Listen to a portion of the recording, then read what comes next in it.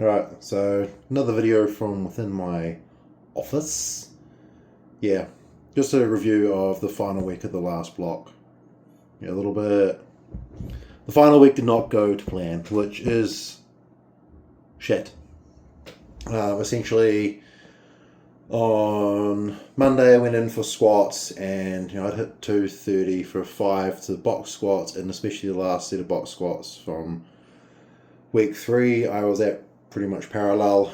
And I went in there, and that little bit of extra depth that I was getting, which would be like an IPF style depth, and the fact that I wasn't squatting to a box was just causing the TFLs to flare up quite a bit on both sides.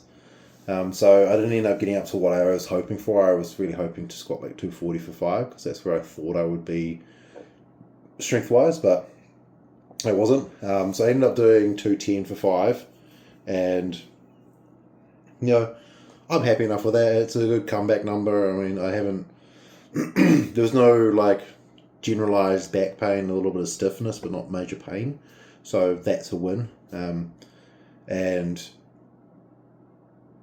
yeah, reassess, and we're going to work on some getting the squat pattern better, because essentially, because I was box squatting, I was just kind of shoving my knees forward slightly and then just bending over until my ass touched the box, rather than actually doing a kind of nice squat pattern. So when I got into the gym and I went like warm-ups 140, 180, I was squatting quite deep. You'll see that in the video. Like in the video, it even looks quite deep. And on the day, it felt like depth, like a GPC style depth, not super deep, but deep enough to be passing in a GPC comp or an untested comp. And I was like, okay. And watched the videos. I was like, man, I'm squatting way too deep, and I was trying to cut depth, and it just wasn't working. So yeah, the squats were a little bit disappointing. But then I ended up having a good rest of that session. I smashed out the hamstrings, and I did the split stance deadlifts, really focusing on that outer glute med area.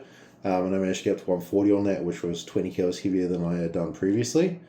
20 kilos heavier. So that was good. And then, the good day of the week was the day 2, which was the Wednesday, which was my military press day.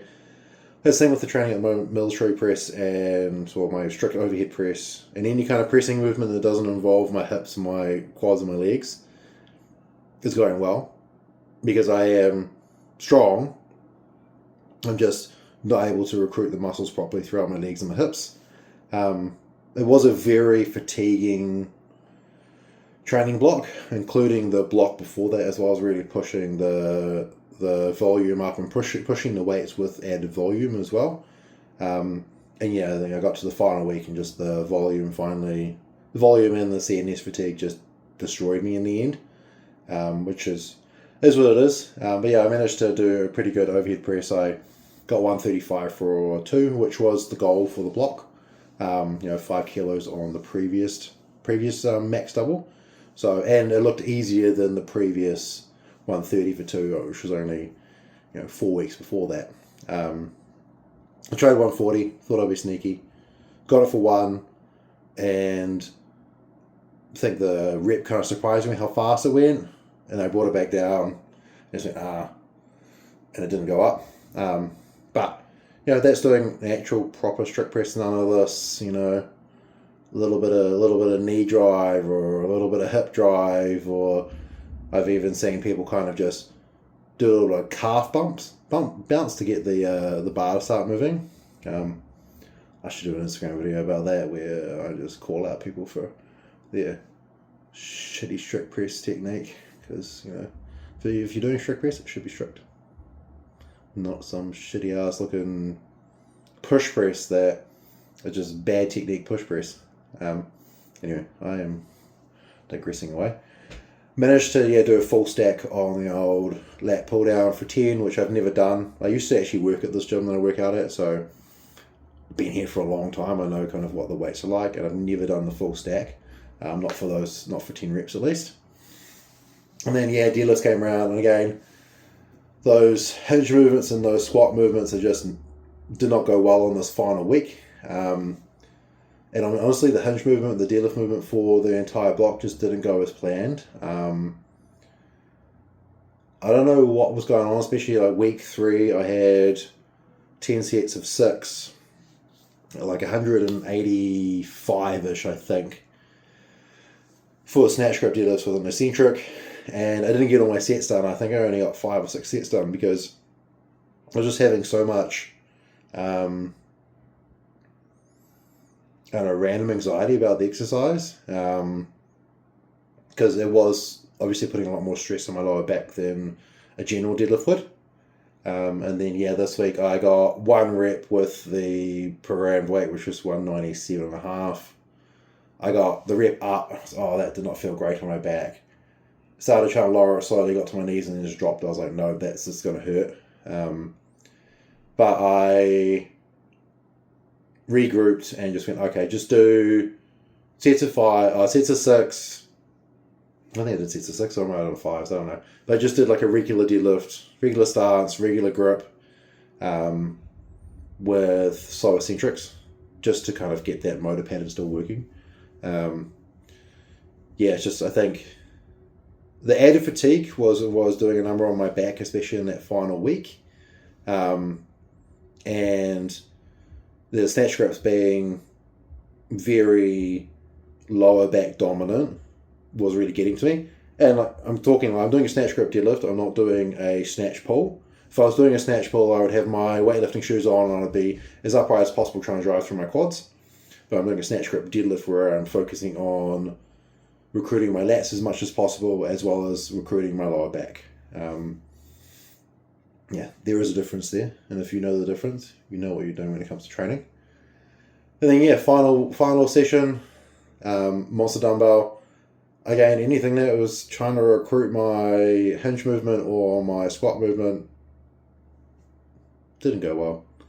I had really thought, because dumbbell had felt great all block, and I was like, oh yeah, sweet, because I'd hit like 75 kgs for 3 like it was nothing. I was like, cool. And it was 80 kgs this day. I want to hit 3 to 4 reps doing the old strongman style touch and go, and I managed 1. I got 1 overhead. You'll see it in the video. 1 overhead, and the next one I just went to dip, and it just didn't work.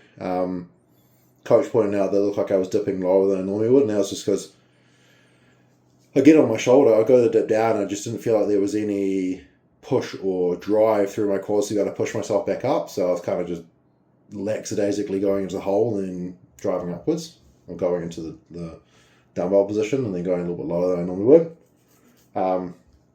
Just disappointing. I'm going to change up my dumbbell style now. I've seen quite a few of the strongmen have changed to the style where they've got the dumbbell way more upright, more like they would with a circus dumbbell with the rounded ends. And a lot of people are doing that with the square style dumbbells or the round style dumbbells, where it's horrible. But I'm going to try and do that and get it dug right into that trap on the side of my head. Because my issue's always been I get here and I dip and the dumbbell isn't centered over my body, so I end up driving like this out to the side, and the dumbbell wants to run away and I try and run underneath it and it wastes energy.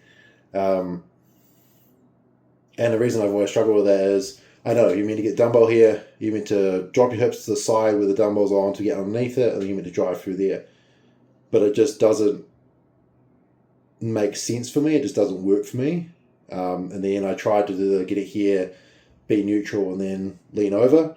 That didn't work for me either. So I figure if I can get because normally the handle's sitting about here. If I can get the handle sitting here, it's going to be closer to my midline, and that'll give me a better drive position. So I'm going to work on that over the next couple of blocks. And I mentioned that to coach, like, I want to lighten the weight down, and I want to really work on just getting the reps to look perfect and pretty. And I want to start working on being able to dip and drive and actually drop under like a Olympic weightlifter would, because that's just better, obviously. And then the final exercise for the week was the incline bench, and that went well because again, there's a strict overhead style chest shoulder movements, so I'm good at those movements in the moment. So I managed, I think, 155 for a set of 5. And considering how fatigued I was, that was pretty comfy. I will be definitely closing in on what would be a PB on the incline at the moment, because I think the best I've ever done is 165, and I did that last block. I wouldn't be surprised if I'm up around 170 or 175 now. So that's good. That's positive. A 4-plate incline bench might be in my future, which would be very cool. And I had all my general accessories and stuff after that, but I didn't video in that because I was a little bit annoyed with the way the dumbbell went, and my partner was with me, and I just wanted to get the workout done so we could bugger off and get on with our days. I'm into the new block already because it's currently Tuesday the 30th, and the Saturday workout was 3 days ago or whatever. I did the first session, that's great. So looking forward to transitioning into the next block. But yeah, chuck this at the start of the video and you guys will get to watch some of the lifts I did throughout the week 4 of the program. Didn't go great, but that's what it is. Yeah, thanks for tuning in. Alright, and here's my lovely voiceover. So yeah, one of the warm-ups to 140, you can just see the techniques, it's not quite right. And then the 180, I mean, for me, it's very deep squat. Yeah, it's just, what I'm noticing is I'm squatting deeper than normal, and then I'm shifting immediately back, which is what I would do usually in a squat. But I'm not doing it because I'm trying to recruit my back strength. I'm doing it because there's that little bit of TFL pain, and the further back I can push my hips, the less pain it is. So this is the 210 for 5. It was disappointing because I watching the video back, it's very easy. Like, I get enough speed on the way up that the bar is bouncing. Sorry, buddy. Sorry for my video being in the way. And then, yeah, you can see the weight is very easy. It's painful. And it's scary having painful squats because that's, I don't want to get injured again. And you can just see I hit that depth and I shift back immediately. I even shifted to the left side that time, with the right TFL being the worst side injury. Here's the old hammy curl. So the block, same as previous videos, was squats, then hammy curls as a superset. Really did enjoy the supersets, although I find my hamstrings are quite weak. And then doing them after the squat set just made them feel weaker. But it was a good superset because I was getting a really good recruitment of all different muscles. This was the one thing that I was really proud of from the session. It's 140, and just the split stance deadlifts really recruited into that glute med area. So essentially all I'm doing there is the front foot, I'm trying to push my ass away from, like, towards the side my foot's on. So I was trying to push my ass to the right, just seeing every time I go down. That's a really good hamstring workout and a really good glute workout. I did it this way today as well, just on this day, just off the rack, because it made more sense for me that day for some reason. My brain's funny sometimes. And then, yeah, same on the other side. I do find I get a better recruitment on the left side with the glute med. I think that probably has to do with the injuries I've had in the past, because obviously I've prolapsed a disc. I prolapsed multiple discs in my lower back over the years, and it's always the right side that is the issue. So the glute med in that area not working properly is exactly where that sciatic nerve runs. I was actually quite proud of this too. This was, I think it was 5 sets of 20 or 15. I don't know, it was 5 sets of way too many reps, and with 45 seconds rest. And I was just proud of myself because I did a heavier weight than I've done previously, and I really did kind of push that end fatigue range. So that was the first set. Reasonably comfortable, and this is the last set. See me trying to get hyped up enough to get it done. I think I just said, "Oh Jesus," just then because it was quite hard. The quads on this set, the quads were burning from rep 5, and I couldn't get through all the reps without having to take a little bit of a lean forward to breathe. Also, look at my shiny head. I just shaved my head, I think, the day before this, so my head's nice and shiny. Love it. And come on, get the last rep done. It's the last rep. Yeah, last rep. And yeah, here was the session I'm really proud of. So it's 125. And just felt so comfortable. And then 135. Again, felt pretty comfortable. The first rep actually moved a little bit slower than I was expecting. But then the second rep was just as fast, if not faster than the first rep. And then this is 140. I was so surprised with how fast the rep moved that I was like, oh, okay, maybe I do get the second here. And I get it just above my head and then nothing. But doing a proper strict press is hard. I don't think I'm far off of my best ever strict strength, because I think the most I've ever done strict on a barbell is 145. And yeah, this is just the entire stack on the old lat pull down. I've never done that on this machine at Zenith Fitness, so very happy with that. This was the deadlift session, so as I said, I changed from the snatch grip 3 seconds and I just did a normal 3-second eccentric deadlift, and even then I'm rushing the eccentrics. This was still, like, the snatch grip was, I would say, painful. It was like a 6 out of 10 trying to get that one rep, trying to control that down, whereas this was sitting at about a 3. And yeah, here's the dumbbell. Just, I don't think you can see it in the video, but I could feel my leg shaking as I was trying to dip. And I try to muscle my way through the next rep, and I just feel no power coming from my legs. So I just give up. But yeah, and then I was proud of this. That's 155 for 5. Partner got a little bit freaked out. I did the 4th rep, and I think because I told her I was going for 3 or 4, and she was going to rack it for me, and then I was like, 1 more. And I could see the look on her face thinking, shit. But yeah, that's it. Thank you all. Good high five.